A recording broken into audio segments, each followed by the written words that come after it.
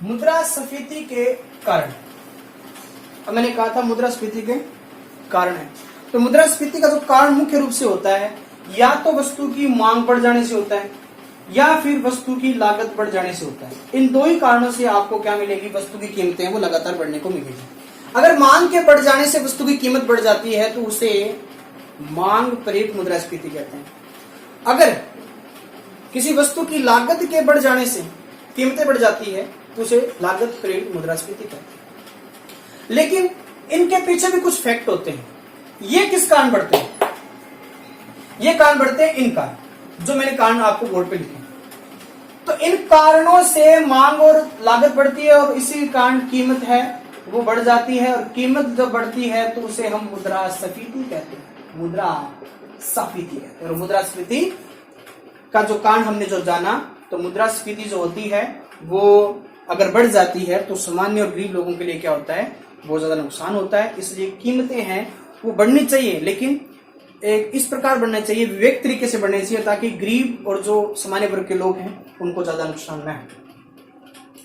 तो जो लागत और मांग बढ़ने का जो कारण है, प्रभावित होने का कारण है, तो ये कारण है, पहला कारण है मुद्रा की पूर्ति में तेजी से वृद्धि होना।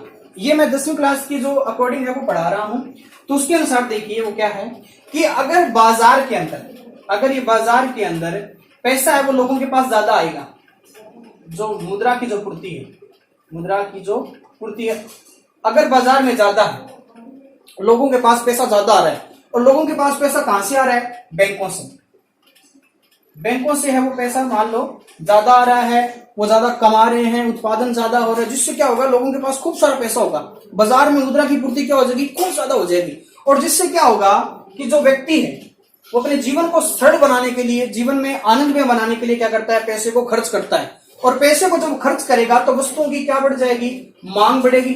वस्तुओं की क्या बढ़ जाएगी, मांग बढ़ जाती है। और वस्तुओं की जब मांग बढ़ जाती है एक साथ, तो एक साथ जो वस्तुओं की मांग बढ़ती है, तो लेकिन एक साथ वस्तुओं की पूर्ति कभी नहीं बढ़ती, जिस कारण क्या होता है, पूर्ति और मांग का जो बैलेंस है वो बिगड़ जाता है, और मांग के बढ़ जाने से कीमतें हैं वो वृद्धि हो जाती है। तो बाजार के अंदर मुद्रा पूर्ति अगर तेजी से वृद्धि हो रही है तो क्या होगा, मुद्रास्फीति होगी। औद्योगिक और कृषि क्षेत्र में उत्पादन की धीमी गति, तो जो कृषि क्षेत्र है हमारे, और जो मतलब ये द्वितीय क्षेत्र और प्राथमिक क्षेत्र है, प्राथमिक और द्वितीय क्षेत्र में जो उत्पादन है वो क्या हो रहा है, धीमी गति से हो रहा है। इसके पीछे कारण यही है, तकनीकी कारण, कि हमारे पास तकनीकी नहीं है जिससे कृषि के उत्पादन ज्यादा हो, और औद्योगिक क्षेत्र में क्या हो, उत्पादन ज्यादा हो, कच्चे माल की आपूर्ति नहीं है। इसके पीछे बहुत सारे फैक्ट हैं, तो जिसके कारण क्या हो रहा है कि इन दोनों में उत्पादन क्या हो रहा है, कम हो रहा है, और इनमें उत्पादन कम हो रहा है तो सप्लाई है, अर्थात जो पूर्ति है वो क्या रहेगी, कम रहेगी, और मांग क्या रहेगी, फिर ज्यादा रहेगी। मांग क्या रहेगी, वस्तुओं की ज्यादा रहेगी, और पूर्ति क्या रहेगी, कम। उत्पादन कम हो रहा है, वस्तुओं की मांग क्या हो रही है, ज्यादा हो रही है। जिस प्रकार अभी लॉकडाउन के समय जैसे मास्क है या सैनिटाइजर है, उनकी अचानक से मांग बढ़ गई, लेकिन अचानक से मांग बढ़ जाने से क्या हो गई, जो सैनिटाइजर 50 रुपए का था लॉकडाउन के समय, वो लॉकडाउन से पहले 50 रुपए का था, आज अचानक से बढ़ जाने से, मांग अचानक से बढ़ जाने से, क्या फैक्ट्रियां तो बंद थी, सैनिटाइजर वो आगे नहीं बढ़ सकता, जो भी स्टॉक में था, तो व्यापारी लोगों ने क्या किया कि उसकी कीमतें क्या कर दी, बढ़ा दी। 50 रुपए के स्थान पर कितने लेने लगे, 100 रुपए लेने लगे, 150 रुपए लेने लगे। आपने न्यूज में सुना होगा, मास्क की जो कीमत 10 रुपए थी वो 20 हो गई, 30 हो गई, 250 रुपए तक कीमतें हैं वो बढ़ गई। तो उसे हम क्या बोलते हैं, उसे हम क्या बोलते हैं, महंगाई कहते हैं, उसे मुद्रास्फीति कहते हैं। तो पूर्ति कम होगी क्योंकि कृषि और जो उत्पादन क्षेत्र वो कम था, और वस्तुओं की मांग क्या होगी, ज्यादा होगी, जिससे कीमत क्या होगी, बढ़ गई होगी। अब आगे सार्वजनिक व्यय में उच्च स्तर। अब क्या होता है, सरकार अपने देश के विकास के लिए बहुत सारे पैसे हैं वो खर्च करती है, योजनाओं के माध्यम से है वो पैसे खर्च करती है। जैसे मान लो सड़क बनानी हो, डैम बनाना हो, या अन्य चीजें हैं वो बनानी हो, तो इसके लिए जो मजदूर है, मजदूर लगेंगे, मजदूरों को जब वो काम मिलेगा, सार्वजनिक व्यय होगा, खर्च होगा योजनाओं के माध्यम से, जो पैसा क्या होगा, गरीब लोगों के पास आएगा। जैसे एक छोटी सी योजना नहीं कहूंगा, ये बहुत बड़ी योजना थी, मनरेगा था, महात्मा गांधी जो नरेगा थी, जो हमारे यहाँ जो वर्तमान में चल रही है। पहले क्या होता कि जो गांव के मजदूर लोग थे, जिनमें कौशल नहीं था, तो उन लोगों को है वो काम नहीं था, तो वो लोग बेरोजगार थे। तो बेरोजगारी को दूर करने के लिए नरेगा चलाई गई। अब इस नरेगा के माध्यम से क्या था कि लोगों को पैसा दिया गया, ठीक है, कि सार्वजनिक स्थानों जैसे मान लो कोई गड्ढा खोदना हो या गांव के अंदर कुछ कराना हो, पौधारोपण कराना हो, कुछ भी कराना हो, तो मजदूर आएंगे, मजदूरों को सरकार पैसा देगी, पैसा देने से मजदूरों के पास क्या आ गया, पैसा आ गया। और जो व्यक्ति एक समय ऐसा था जो बिल्कुल भी पैसा नहीं कमाता था और आज इन योजनाओं के माध्यम से पैसा कमा रहा है, 200 250 300 रुपए कमा रहा है, तो लोगों के पास क्या आ गए, पैसा आ गए। और लोगों के पास जैसे ही पैसे आ गए तो लोगों ने क्या किया, वस्तुओं की मांग है वो बढ़ाने लगे, बाजार में जाएंगे, वस्तु खरीदेंगे, और एक साथ जब वस्तुओं की मांग बढ़ जाती है तो कीमतें अपने आप बढ़ जाती है। तो सार्वजनिक व्यय, अगर सरकार अगर ऐसी योजना चलाएगा नहीं तो लोगों के पास पैसे नहीं आएंगे, लोगों के पास पैसे नहीं आएंगे तो वस्तुओं की मांग भी नहीं करेंगे और वस्तुओं की कीमत क्या रहेगी, फिर सामान्य रहेगी। ये तो थे 3 कारण। चौथा कारण है अन्य कारणों की बात करें तो लगातार जनसंख्या वृद्धि भी क्या है, कारण होती है। लगातार अगर जनसंख्या बढ़ रही है, ठीक है, 24% और 17% के अनुसार अगर वृद्धि दर के साथ अगर जनसंख्या भारत की बढ़ रही है तो आने वाले समय के अंदर वस्तु जो उत्पादन है वो तो कम हो जाएगा, वस्तु की मांग क्या हो जाएगी, ज्यादा हो जाएगी। जो देश के अंदर, किसी राष्ट्र के अंदर जितने भी संसाधन होते हैं उन संसाधनों का जो सही तरीके से वितरण है वो हमारे यहाँ नहीं हो पाएगा। जनसंख्या वृद्धि के कारण भी मुद्रास्फीति बढ़ रही है। दूसरा है सरकार द्वारा करों में वृद्धि। अभी मैंने बताया था कि टैक्स के बढ़ जाने से उस वस्तु की लागत है वो बढ़ जाती है, जिससे कीमतों में वृद्धि हो जाती है, और कीमतों में वृद्धि क्या कहलाती है, मुद्रास्फीति कहलाती है। तो सरकार अगर टैक्स बढ़ाती है तो इसके कारण भी कीमतें बढ़ जाती है। आय का बढ़ता स्तर। अभी एक आप मेरे को बताओ, अगर आपने लगातार वीडियो देख रहे हो मेरी, तो ये बताओ सरकार है वो करों में वृद्धि क्यों करती है, किस कारण करती है। मैंने पीछे वीडियो के अंदर बताया था सरकार कीमतों में वृद्धि क्यों करती है, तो कमेंट में करके बताएं कि भी ये सरकार है वो कीमतों में वृद्धि क्यों करती है। आय का बढ़ता स्तर है। अगर लगातार आय का स्तर बढ़ रहा है किसी व्यक्ति की, मान लो पहले कोई व्यक्ति 60,000 कमाता था लेकिन उसका प्रमोशन हो जाने के कारण 80,000 कमा रहा है, 90,000 कमा रहा है, बिजनेसमैन है वो, खूब सारा उसका उत्पादन हो गया तो खूब सारा पैसा कमा रहा है। तो खूब सारा अगर लोग पैसा कमाएंगे तो पैसा कहीं ना कहीं तो यूज करेंगे, तो कहीं ना कहीं अपने यूज है वो अपने जीवन को सरल बनाने के लिए करेंगे, आनंदमय बनाने के लिए करेंगे। तो बाजार में जब वो पैसा खर्च होगा तो लोगों के पास पैसा आएगा तो लोग, वस्तु है, मांग बढ़ेगी, वस्तु की मांग बढ़ जाने से कीमतें बढ़ेगी। आय का बढ़ता। एमएसपी क्या होता है, मैक्सिमम सपोर्ट प्राइस होता है, कृषि का जो समर्थन मूल्य होता है, कृषि का जो समर्थन मूल्य है वो होता है न्यूनतम समर्थन मूल्य, जिसे हिंदी में कहते हैं न्यूनतम समर्थन मूल्य। क्या होता है कि किसान जब अपनी फसल उगाता है, किसान जब अपनी फसल उगाता है तो कई बार क्या होता है कि भी मंडियों में इतना एक साथ अनाज आ जाता है जिसके कारण पूर्ति बढ़ जाती है और मांग क्या होती है, कम होती है। जब पूर्ति बढ़ जाती है और मांग कम होती है, पूर्ति वस्तु की पूर्ति है वो ज्यादा हो जाती है और मांग कोई लेने वाला कोई है नहीं, तो सिंपल सी बात है कि वस्तु की कीमत क्या हो जाएगी, कम हो जाएगी। मंडियों में अनाज का जो दाम है वो क्या हो जाएगा, बिल्कुल कम हो जाएगा। और एक समय तो ऐसा हो जाता है कि भी जो किसानों को लागत मूल्य भी नहीं मिल पाता, इसलिए सरकार ने एमएसपी मूल्य जारी किया। इसका मतलब होता है कि किसानों को इतना मूल्य जरूर दिया जाएगा उसकी लागत के साथ उसे थोड़ा बहुत क्या मिले, लाभ मिले। क्योंकि बीच में 2013 से पहले क्या हो गया था कि किसानों ने अनाज की जो बिक्री है वो बहुत कम कर दी थी, क्योंकि अनाज का समर्थन मूल्य भी उसको नहीं मिल पा रहा था। तो उसमें क्या होगा कि 1.5 गुना कीमत है वो देने की बात है उसमें चल रही है। तो न्यूनतम समर्थन मूल्य, अगर किसानों को अगर न्यूनतम समर्थन मूल्य मिलेगा कि मतलब लागत से ज्यादा पैसा उसको मिलेगा, अवश्य मिलेगा, ये तो है, उससे ज्यादा मिले वो अलग बात है, लेकिन उसको इतना तो जरूर पैसा मिलेगा कि लागत मूल्य के साथ साथ उसका थोड़ा बहुत प्रॉफिट उसको साथ मिले, तो उसको न्यूनतम समर्थन मूल्य कहते हैं। जब किसानों के पास इनकम, इससे क्या होगा, किसानों की इनकम है वो बढ़ जाती है। तो किसानों की जब इनकम बढ़ जाती है तो किसान अपनी आवश्यकताओं की पूर्ति के लिए बाजार में जाएगा और बाजार में जाकर वस्तुओं की मांग करेगा, और जैसे ही वस्तुओं की मांग करेगा तो कीमतें क्या हो जाएगी, बढ़ जाएगी। तो एमएसपी के कारण भी मुद्रास्फीति बढ़ रही है। तो मैं इतना नहीं मानता कि एमएसपी के कारण होता है, तो किसानों को बहुत ज्यादा दिक्कतों का सामना करना पड़ता है। किसान जो देश के अन्नदाता जिसे कहा गया था, ठीक है।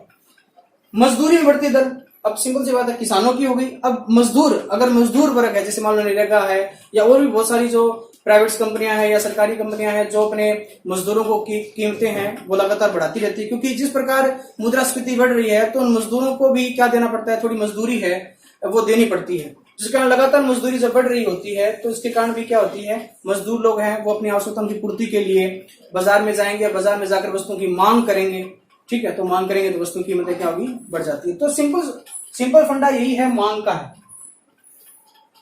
ठीक है। मांग और लागत, ये दो ही कारणों से क्या होती है, मुद्रास्फीति होती है। और ये जितनी चीजें मैंने बताई या तो लागत से जुड़ी है या फिर मांग से जुड़ी है। जैसे ही वस्तु की मांग बढ़ती है और पूर्ति कम हो जाती है तो कीमतें बढ़ जाती है, और जैसे ही लागतें बढ़ जाती है तो कीमतें बढ़ जाती है और मुद्रास्फीति बढ़ जाती है। तो इसे मांग प्रेरित मुद्रास्फीति, उसे लागत प्रेरित मुद्रास्फीति कहते हैं।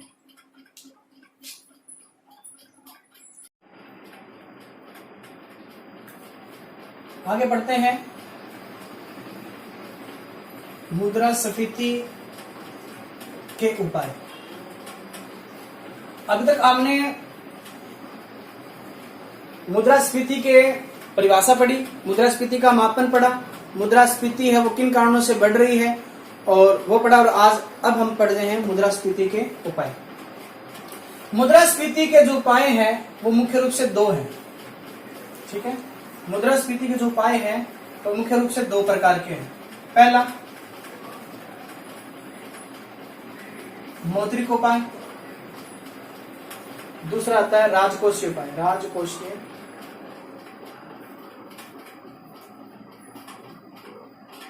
उपाय, मौद्रिक उपाय का अपनाने का काम है वो केवल हमारे जो केंद्रीय बैंक है आरबीआई वो करता है, आरबीआई द्वारा किया जाता है। मौद्रिक उपाय को अपनाने का काम है, मौद्रिक उपाय लागू करने का काम है वो केवल आरबीआई करती है। राजकोषीय उपाय करने का काम या लागू करने का काम है वो केवल सरकार करती है, केंद्र सरकार है वो करती है।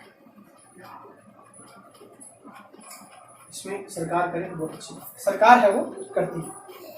मौद्रिक उपाय में क्या होता है? मौद्रिक उपाय के अंदर आरबीआई द्वारा जितने भी दरें होती हैं, जितने भी दरें होती हैं, उन दरों को क्या करते हैं, जितनी भी दरें होती हैं उनको कम ज्यादा करके, या तो कम करके या फिर ज्यादा करके है वो मुद्रास्फीति पर कंट्रोल करने का काम करती है। कैसे? अगर मान लो कि भाई जो ब्याज है, अगर ऋण का जो ब्याज है, ऋण का जो ब्याज दर है वो 10% था, तो लोग हैं वो सामान्य रूप से ऋण ले रहे थे। जैसे ये पता चला कि बैंक द्वारा, आरबीआई द्वारा ऋण की जो ब्याज दरें हैं वो कम कर दी है, 7% कर दी है, तो इससे क्या होगा कि जो ब्याज है वो लोगों को कम देना पड़ेगा। इसलिए लोग क्या करेंगे, ज्यादा से ज्यादा पैसा है वो ऋण का है वो लोग लेंगे। ऋण का पैसा जैसे ही लोगों के पास आएगा तो बाजारों में जाकर वो वस्तुओं की मांग करेंगे, जिससे कीमतें क्या हो जाएगी, बढ़ जाएगी, मुद्रास्फीति है वो वापस आ जाएगी।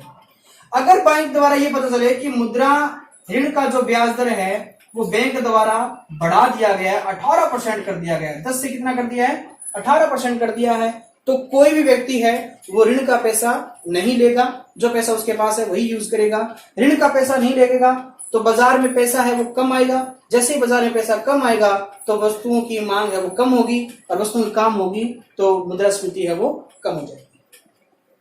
तो मौद्रिक उपाय के अंदर आरबीआई दरों को परिवर्तन करके मुद्रास्फीति पर कंट्रोल अर्थात नियंत्रण करने का काम करता है। राजकोषीय उपाय में क्या होता है, सरकार है वो राजकोषीय उपाय के अंदर कर है तो कर से संबंधित है वो काम करती है, मुख्य रूप से कर से संबंधित है वो काम करती है। सार्वजनिक व्यय है वो कम कर देती है, कर है वो कम ज्यादा कर देती है। तो कर के अंदर कर दो प्रकार के होते हैं, प्रत्यक्ष कर, परोक्ष या अप्रत्यक्ष कर।